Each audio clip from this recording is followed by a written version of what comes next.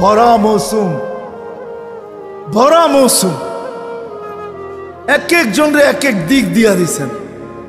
আপনি মনে করেন কেমন মৌসুম, কেমন আকর্ষণের পাত্র বানানোর জন্য আল্লাহ আল্লাহর রসুল কতটুকু নিচে চলে আসছেন,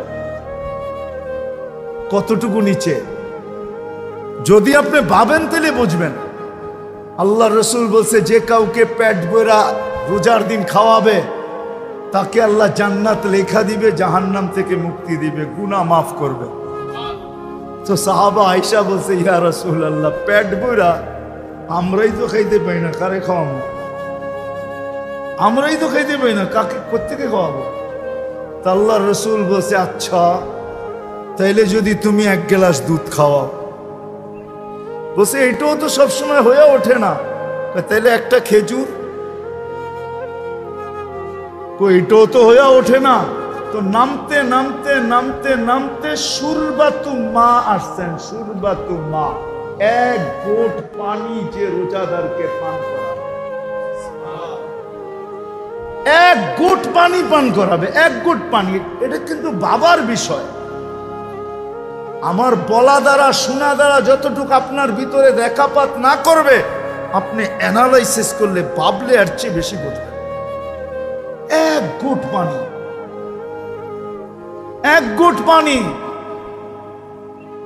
হুজুররা ওয়াজ করে, পদ্ধতি বলে না, হুজুররা ওয়াজ করে যে রোজা কবুল হওয়ার জন্য হালাল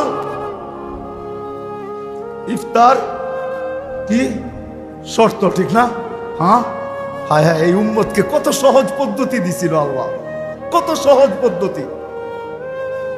প্রত্যেক বাড়িওয়ালা যদি সামনের বাড়িওয়ালাদেরকে বলতো পুরা রোজার ভিতরে সব খাওয়ান আমরা তোমাদেরকে পাঠাবো, তোমরা পাক করো না, তোমরা পাক করো না, আমরা পাঠাবো। কেন? সহানুভূতি দেখাবো, জান্নাত নিব, সহানুভূতি দেখাবো আর জান্নাত নিব, জান্নাত নিব।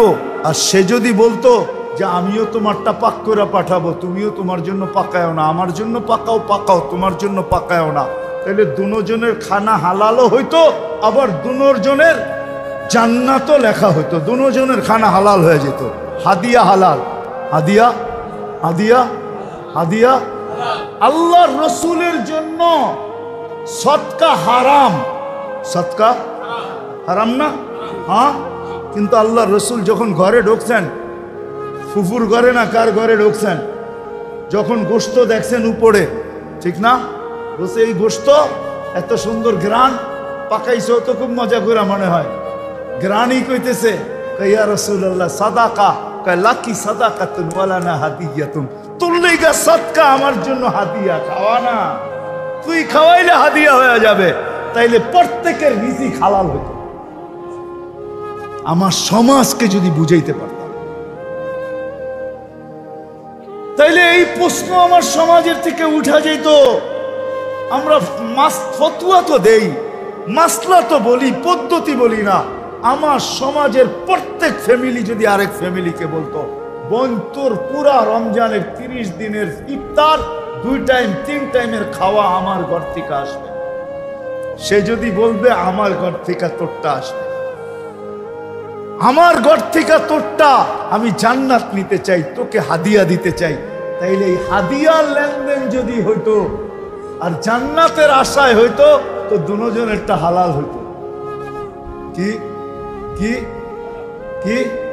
হাদিয়া হালাল, হাদিয়া, হাদিয়া হালাল। আপনি বলতেন ও তো ওইরকম কামাই